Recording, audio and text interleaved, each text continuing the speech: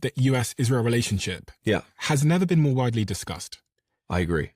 And I almost don't know why, but it seems to be the case that over the last, I'd say, 6 to 12 months, people are really now questioning what is this relationship and who is the dominant partner in the relationship. What, for someone, and just in super simple terms, because I don't really know a lot about this particular point. Sure. What is the relationship and why, and where did it come from? Well, you know, I'm hardly an expert in U.S.-Israeli relations, right? But let me just say, they're obviously, in some ways, the only democracy in the Middle East.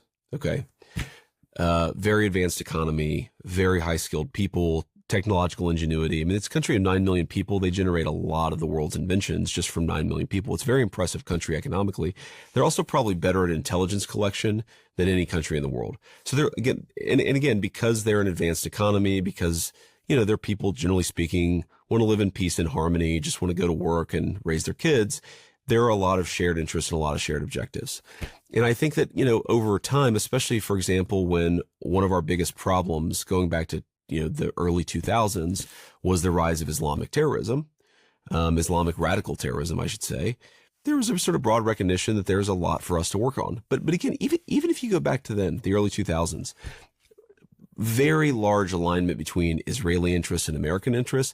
But even in like the early 2000s, the Israelis were much more worried about Iran than the United States was, right? We were much more worried about Al-Qaeda, like a different branch of Islamic terrorism. So even when we've been very aligned, we're just different countries that have different objectives. And, you know, I will say, having seen the President of the United States operate, I feel quite confident that, you know, they are the junior partner, we're the senior partner, we're the world's superpower. That's the way that it works.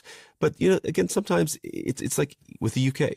I would say the UK is our closest ally, our oldest ally. I'm not just saying that because you're a Brit. Do you trust the UK? Again, I don't really trust anybody. But do I like a lot of Brits? Absolutely. Do I have incredible fondness for the United Kingdom as a country and a culture? Absolutely. And I really like a lot of the people, even in the Labour government, even though they're politically misaligned with me and the rest of the Trump administration. But, you know, like, we have disagreements from time to time. So we work really well together.